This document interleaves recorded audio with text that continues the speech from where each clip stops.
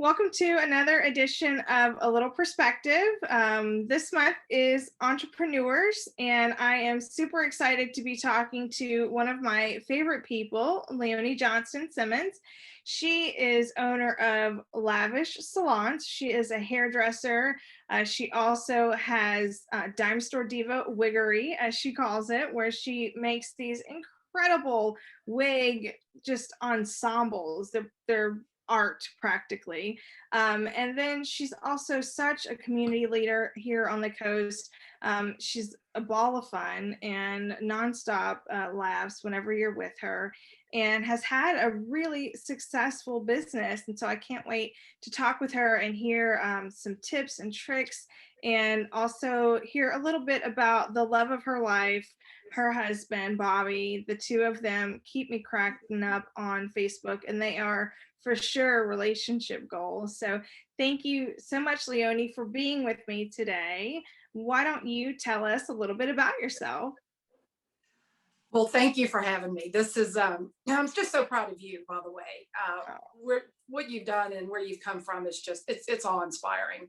And it's been a pleasure getting to know you even better over the years. But yeah, so like you said, I'm Leonie, and I own Lavish Salon in historic downtown Biloxi. I am born and raised in Biloxi, and it's just my passion. I love the city. I love everything our Gulf Coast is about. And when I became a hairdresser, I knew that I wanted to have my own salon. So I knew I wanted to do that in the heart of Biloxi. So I opened Lavish 14 years ago, right after, on the heels of Katrina, and everyone thought I had lost my mind opening in downtown. But here I am 14 years later, and some days it feels like it's been 14 years, and some days it feels like it's been 14 minutes. So I'm blessed and proud, and just love being a part of what the Gulf Coast is all about. Yeah, you are definitely a big part of the coast, just in general. Have you always had a passion for hair? How did that get in your blood? How did that get To be perfectly honest, I've been doing hair in the kitchen since I was in junior high. I used to perm all my mother and her friends' hair. Absolutely. And every high school event, I was always late or running out the door at the end because I did all my friends' hair. Now, when I finished high school, I knew I wanted to do hair, but I had a lot of friends going in all these other different career directions. And I thought, well, let me go see what I need to do. And so I got into property management, and then I got into optical retail sales. And I woke up one day after a divorce in my late 20s and said, I'm going to hair school. I'm going to cosmetology school. I'm going to do this. I've always wanted to do it. So I enrolled. I was running a sales department of a newspaper radio combo and going to beauty school at night and weekends. So I pulled like 80 and 90-hour weeks for about 18 months. And the rest is kind of history. Well, I'll say that. I went to work at a precious little salon on DeBees Road for Miss Ursula Smith, and worked there for about 6 years, built my clientele, got my legs under me, and then opened Lavish Salon. So. Wow. Yeah, that's a lot to take on, because that position, I've been in radio and I've been in sales, I've been in newspaper advertising, and so that's a heavy job. So my goodness, doing that and school, that's awesome. Did people think you're crazy for making that big of a shift in your career? People who knew me and were close to me, they got it, because they knew that fashion side was just always part of who I was. But some people were like, what are you doing? And then it was kind of funny. I didn't want to do walk-ins in beauty school when we got on the floor for whatever reasons. So I would ask, clients and friends, I would ask them, hey, I'll be at the school tonight at 5:30, if you come get your hair done, cut, styled, whatever, I'll pay for it. And of course, no one let me do that. But that's pretty much how I built my clientele, is, inviting friends to come in. So when I got out of school, I kind of had a built-in clientele. But yeah, some people would look at me like, girl, what you doing now? But I'm so glad I did. I mean, I think you obviously have skill and talent for it, but your personality suits it so well. Like, you're just such a people person, and you just have this incredibly warm energy about you, and you definitely don't meet a stranger. And so I can't imagine you doing anything else. I can't imagine you in sales, not because you wouldn't be good at it, but because you're such a like a no BS kind of a gal. So uh, I love it. I love it. Now, tell us a little bit about Dime Store Diva. Yeah. So, um, once you start doing hair and you have that clientele, life happens. And this is about 20 years ago, maybe 15, 18 years ago. A client and dear friend was diagnosed with cancer. Mm. And once she got through the shock and horror of that diagnosis, she lost her hair. And so I held her hand through that. We, there's not many wig shops. At that point, it was a little more difficult to get things online. But she was able to find a couple of wigs locally, and logistically, they were just bad. They just, if you just put a wig on sometimes for the first time, it just looks so unnatural. So I cut it and styled it, and I just, and if I get a little emotional during this, it's still till this day, but watching her walk in my shop after getting the news that my friend and client, was sick, watch her come in with no hair and then to leave with a big smile on her face. That was a game changer. That was a game changer. So through that, word would just spread a little bit that, because not every hairdresser deals with wigs, and that is absolutely fine, of course. And so I would get a referral here, a referral there. And a couple of years ago, we, I'm kind of a chronic volunteer, but I was working with Wigging Out for Willow, the event in New Orleans to raise funds for Cure MSD. And it was a wig event. And somewhere between having to turn out and this was what we call fashion costume wigs, like fun, colorful wigs with headpieces and all. And when I started doing it, I just realized, how much I loved it. And some core group of good friends said, Leonie, this should really be your side hustle, So we came up with Dime Store Diva Creations by Leonie. And now it is just taken off. It's pretty incredible. And again, like I say, I do the costume side and the fun side, but I'm doing more and more and more natural hair replacement. And it's unbelievable how many women, and not just from cancer, which is, could be horrific, but just chronic hair loss, thinning. And so, these clients will come in, and of course it's a little bit different than what I normally do, because my hair clientele of friends I've been doing for years or what have you. And so someone new will walk in and they're of course apprehensive and embarrassed. It's it's hard. And then at the end, we're both crying and hugging, and it's really the heart song part of my business. I got to be honest. Yeah. I can imagine how rewarding that must be and feel. We have a mutual friend whose daughter has alopecia, and I know you've done a wig for her, and I was talking with her mom about it, and just how touched she is by it. Just it's life changing. It really is. And we try not to not to put value in physical things, but there is value in how you look and how you feel that how you look. And losing your hair, thinning hair, or what have you, can be such a hard thing, especially for women. So I think it's incredible that you're lending your services and your talent and your skill to that, because there is a big difference between a good wig and a bad wig or not so good wig. And the fact that you're able to do that and to really help so many is incredible. And you're always helping. You called yourself a chronic volunteer. Cure MSD is something that is near and dear to a lot of people on the coast, because of Willow, the young lady who has which I'm not even going to try to say it, MSD. I've actually interviewed her mom, and so she will be in May in my May interviews. And so, great. Yeah. So anyone that is interested in learning more about that, it is an ultra rare disease, and it's I just can't imagine going through it. And she, the gist of it is that her daughter has this disease, and the pharmaceutical companies said that there was no money in it to be made to find a cure because it's so rare. And so Amber, her mom, said, well, screw you, I'm gonna find the money and make it happen anyway.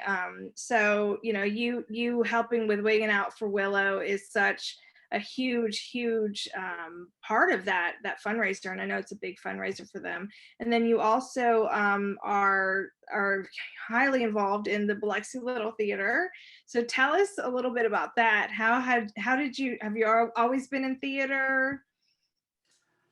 No, that's kind of interesting, and I'll try to condense it a little bit. Back in 2007, I was doing, I got a referral, and I was doing a friend and client's hair, Miss Judy Madden, and she was very involved in the theater. And she put a script on my desk on my station and said, "Read this little role of Violet." It was Violet in It's a Wonderful Life, and I saw that she didn't have a whole lot of lines. I didn't have to memorize a lot of lines at that point, but I had 7 costume changes, which was exciting to me,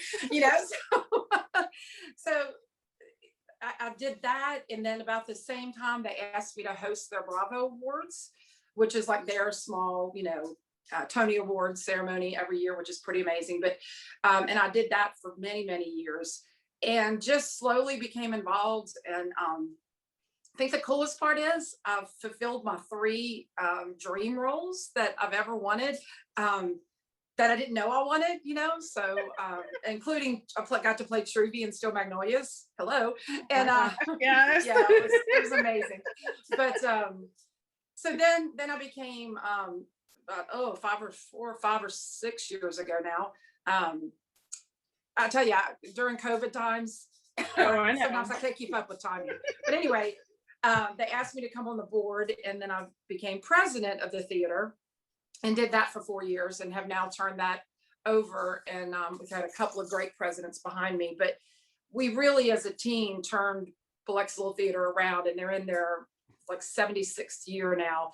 And even though they haven't been able to have productions, we had managed it where we had enough put away that we are still open.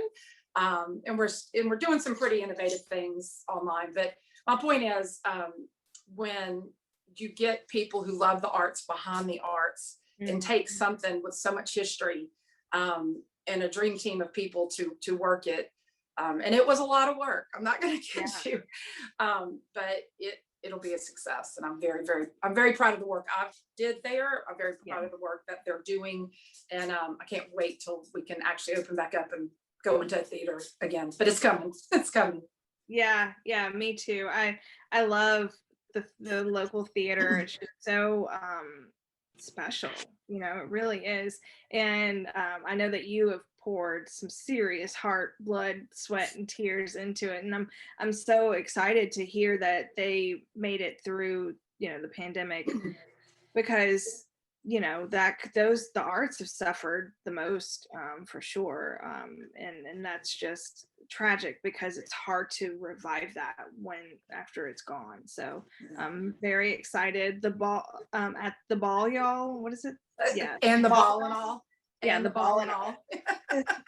That's my favorite. That's my absolute favorite. I love it so much. You and your sister are just the best. It's the absolute best. That makes it really special too, to be able to perform with my sister on stage. And I got into it first, and when we were doing Steel Magnolias, the director said, "Do you think your sister would read for Clary?" And I'm like, "I don't know, we should see."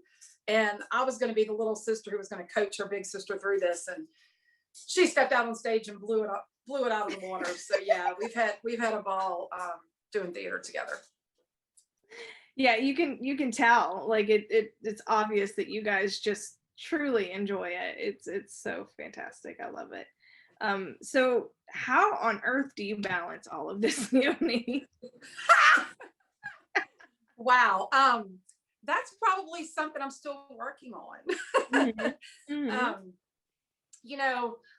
Balance. It means something different to everybody. Mm-hmm. I stay out of balance a good bit, and I have to work on myself to get back in balance, you know. I truly,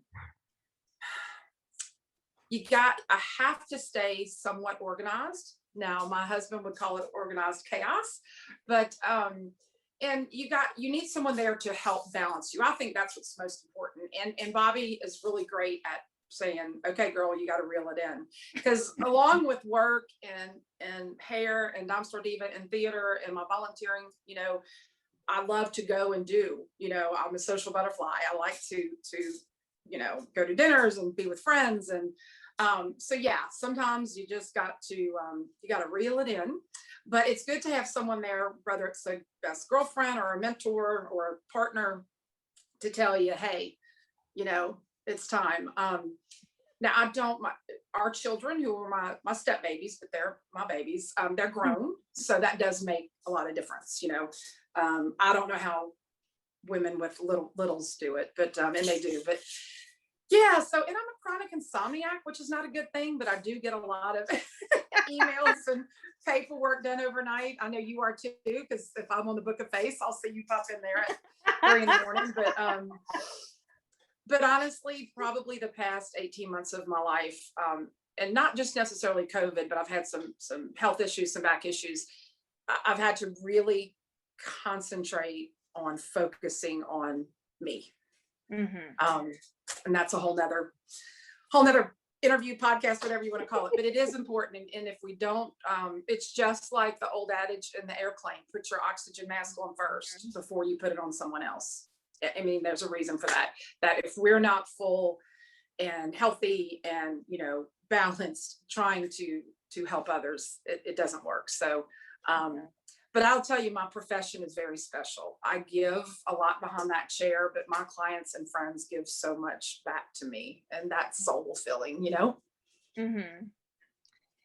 Yeah, but that's just part of, you getting back what you give, because you are that person who just gives so freely of yourself. And, just like I said before, your energy is just so warm and inviting, you just can't help but return it to you. So it's wonderful.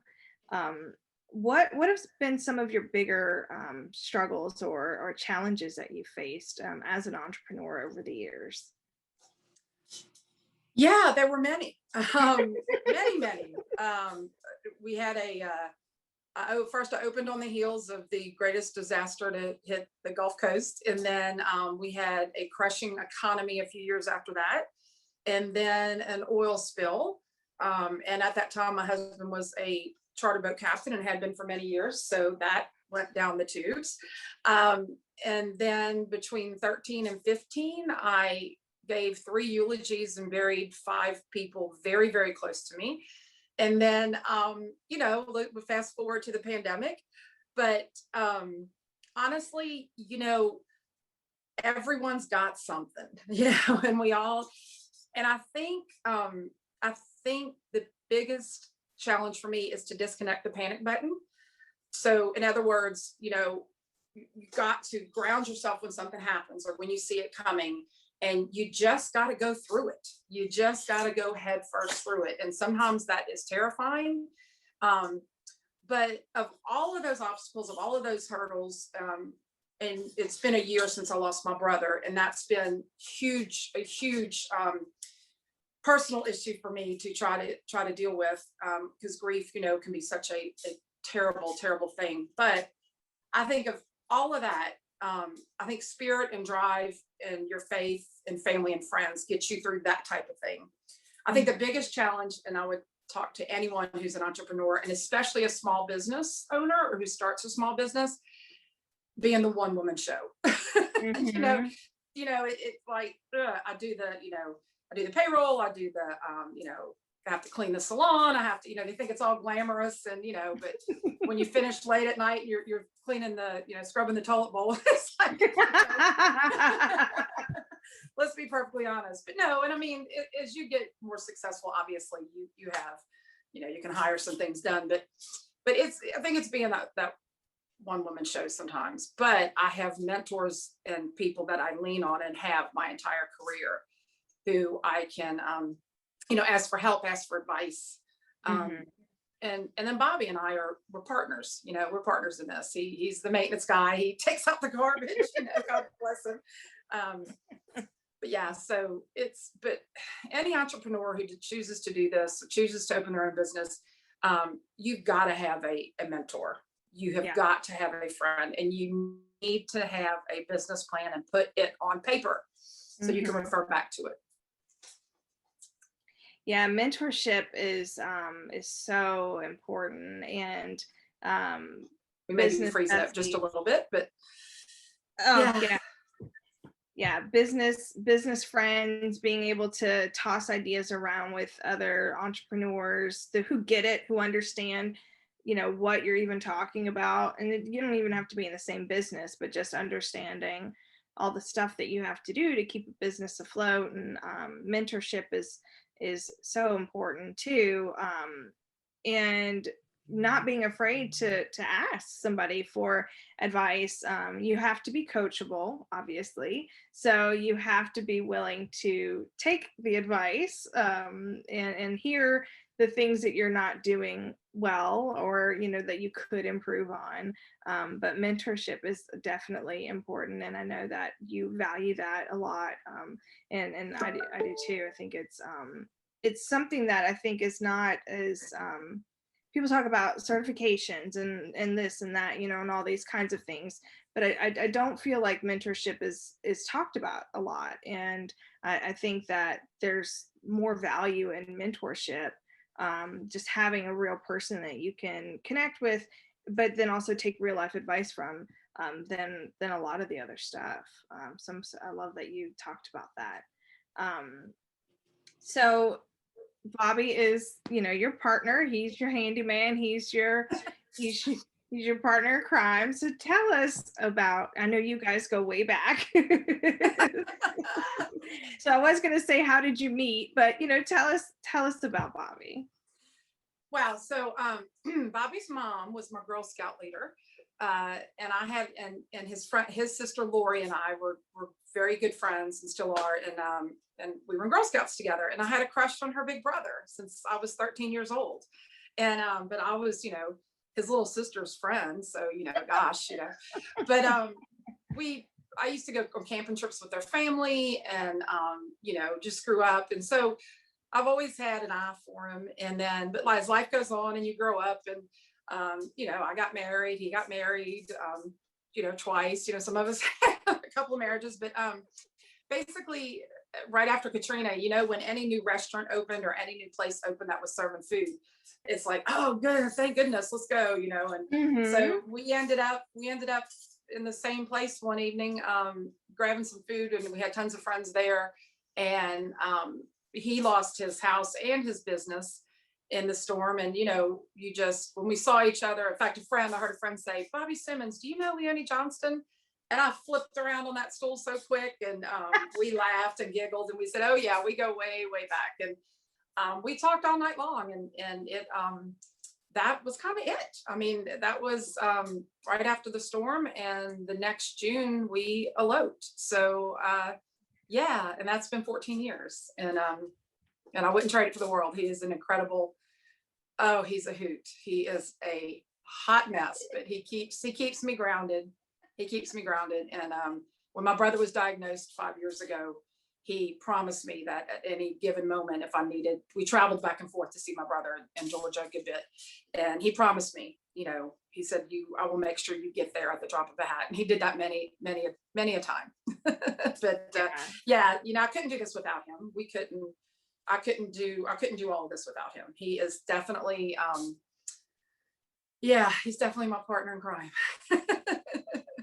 I love it. It's, I'm 39, and finding a good fit in a partner is not easy. No. So seeing you guys, it literally gives me like hope, gives me like, okay, he's out there. I just got to wait. It'll be worth it. It'll be so worth the wait. So, because I love seeing y'all's posts and and when I get the chance to see you guys out together, it's just as great. Like the chemistry is there, and I just love it. So Well, I'm so glad. he's crazy about you. He always gives you hope. And I tell people this is how you can tell if Bobby likes you, if he picks on you. If he doesn't pick on you, he's not, you know.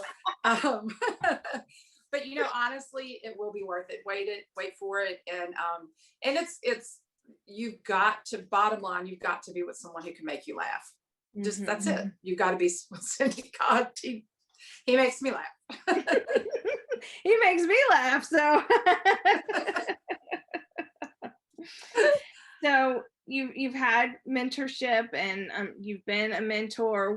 What advice would you give to someone looking to start an entrepreneurship? And I know that you've already given us some pieces, but what would you say to someone who's looking to jump out on their own? Yes. This is kind of my specialty. This is what I love. Go and because I failed my way forward, if that makes sense. I made the mistakes, and but I was so blessed that it went pretty smoothly because I didn't have your typical college degree. And by the way, kudos to you, sister, for getting back out there in adulthood and doing that. That is incredible and so inspirational. So I didn't have that type of education. So I saw people I wanted to be like, or I wanted to be successful like they were. So I emulated them. I invited them to lunch. I read the books they read. I went to the movies they went to, whatever it took to really pay attention to successful people that I wanted to emulate. And so, and I tell you what, one of the biggest compliments you can give someone is when you walk up to them and say, hey, can we meet? Can you help me? Can you share some tips and successes with me? Because the beautiful part about that is they'll share what not to do, and that'll save you a lot of time if you can listen to that.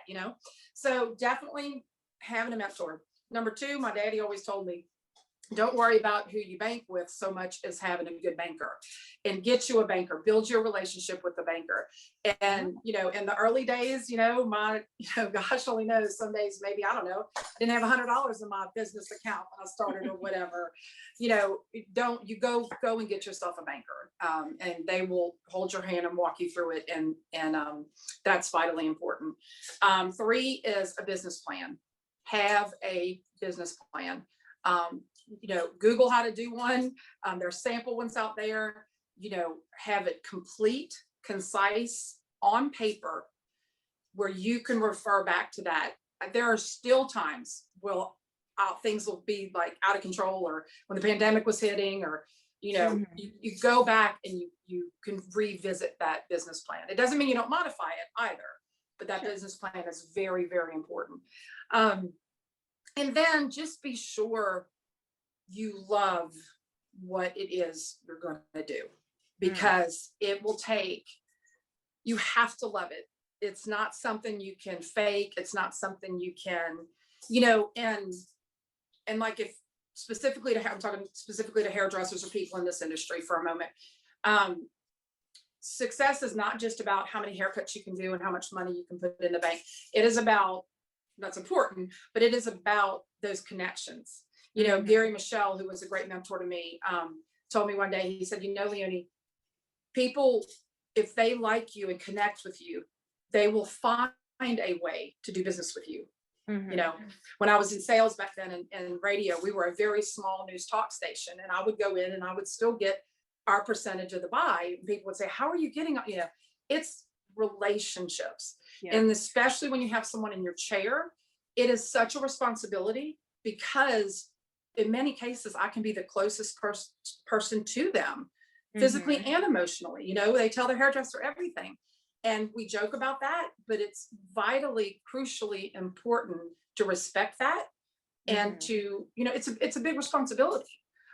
So networking and connections. I tell people, years ago, I was president of Biloxi Chamber of Commerce, and I may have been the youngest. Me or Adele were the youngest female president back in the day. But anyway, I remember sitting in an early meeting and looking around the room, or meeting after I'd been involved, and looking around the room, and there was about 30 people in the room, and like 22 or 23 of them I counted were my clients. Now, did I set out to say, oh, I'm gonna get involved with this, so all these people become my clients? No, not necessarily, but it's the connections I made, if that makes sense, and just don't be afraid to ask, even if someone, and you know what, find the person who intimidates you the most, find that person who is so successful that you're like, and because see what they have to say. They'll be glad to help. Yeah. Networking is so important. And it was, I used to have such social anxiety. I would just shake in my boots, but I knew that it was important. So I do it. And now, I know so many people that it's exciting to get to go network, and, cause I'm seeing my friends and stuff. So, I love that you talked about the value of the hairdresser and the client relationship. My best friend is starting her her first job as a hairdresser on Thursday. She finished cosmetology school. She's been doing it out of her house, and so on and so forth. And so she's got a chair, she's doing the real deal. And I messaged her this morning and, how you feeling? How's it going? And she's like, I'm excited, super nervous. And she's like, I don't know how you did this, when you left Habitat and you started on your own. And I said, well, I knew I was fulfilling my destiny. I knew that, I'm here to serve, and I'd be doing a disservice to the universe if I didn't. And I said, don't get me wrong, there's plenty of times where I was scared to death and wondering what the hell I was going to do and how I was going to make it. I said, but you're doing the same thing. You are serving these women. You are going to have women come in there and feeling a certain way, and they're going to walk out feeling a completely different way. She's like you, Leonie. She has the warmth, energy, and the personality, and she's a talker. And so you change lives, and not just because you make someone feel pretty, but because the true relationship that you get to build. So I love that you said that. I love that you said that. Well, and I'm so excited for her, and I want to meet her. But see, when you look back on it this many years out, because I am getting older quick, I started doing someone's hair, and now I'm doing their children's hair. And, and now I'm doing some grandbabies' first haircuts. And it's like, wow. But when you realize you get invited, everything from baptisms to graduations to weddings it truly is a very unique profession. And I am blessed to be a part of it. That's awesome. Well, you fulfill it completely. And so it's like I said before, it's just karma coming back to you for all that you put out there. I love it. Love it. So anything that we left out that you want to chat about? I gotta throw some kudos back to you. You have it has been a pleasure getting to know you over the past several years. I met you, I think, first at Habitat, and just to see what you've achieved and where you have come from and to have arrived. And I know you've lost someone very, very important to you also in the middle of that. Your transparency has been beautiful. And I think that's the hardest thing for us to do sometimes, is we want to hide all of our scars and our flaws. Gosh forbid if Leonie can't have a bad day, I can't do that, but it's that transparency, and we sit back and go, wow, she looked like she had it all, or she looks like she has it all together, and none of us do, and that's absolutely okay. So thank you for doing what you've done, and bringing so many people together, and I love to see you getting some of the kudos you deserve. So thank you for having me here, and I'm always here if I can ever help. Thank you. I appreciate that. That means the world to me. Thank you. Trying to make me cry on this Monday morning. It is Hairdresser Monday off, girl. I got up. Oh, Leonie, thank you so much. I cannot wait to hug your neck. Oh, I can't wait to see you.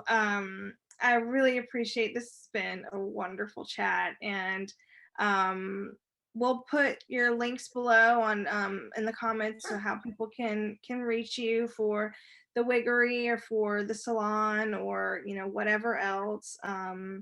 And I definitely look forward to introducing you and Leanne. I think, like I said, you guys are a lot alike, so I think it'll be a great connection for y'all to make. So, all right, my friend, I love you so very much, and thank you again. And enjoy the rest of your day.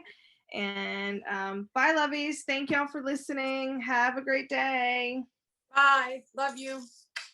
See ya.